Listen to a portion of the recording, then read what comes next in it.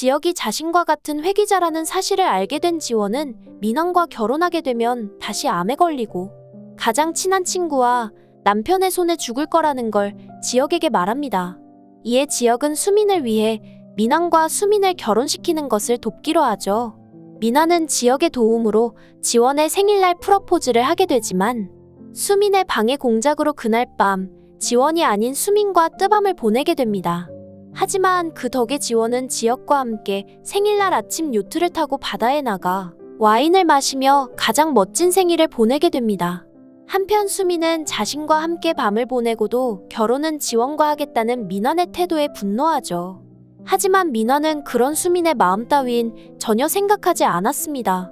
결국 수민은 지원의 상견례를 망치고 민환을 붙잡기 위해 무리수를 두기 시작합니다. 그 첫 번째는 지원과 민환의 엄마가 상견례 전 악연으로 꼬이게 만들어 상견례를 망치게 하는 것이었죠. 그 결과 수민의 계획대로 지원과 민환의 상견례는 파토가 나고 맙니다. 하지만 수민은 진실을 알 턱이 없었죠.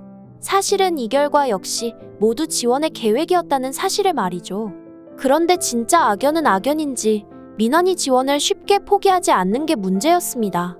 수민은 이런 민환의 태도에 분노하면서도 마음을 붙잡기 위해 동창생 김태성을 이용하기로 합니다. 참고로 김태성은 지난 3회에서 동창생 모임에 등장해 지원이 옆자리에서 껄떡대던 그놈입니다. 하지만 수민의 계획은 예지 때문에 곧바로 들통나고 마는데요. 그 이유는 예지가 이 사실을 알고 지원이에게 전화해 알려줬기 때문입니다. 이에 지원은 역으로 김태성과 수민이를 이용하기로 마음먹죠. 하지만 이번 계획은 지혁의 도움 없이는 할 수가 없었습니다. 그래서 지원은 지혁에게 남친 행세를 부탁하게 됩니다.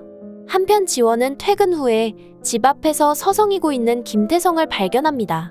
그리고 반대편 차 안에서 자신을 지켜보고 있는 수민과 민환도 발견하죠. 수민은 그 사실도 모른 채 민환에게 지원이가 여러 남자와 바람을 피우고 있다고 거짓말합니다. 민환은 그것도 모르고 지원과 김태성이 만나는 모습을 보고 믿게 되죠.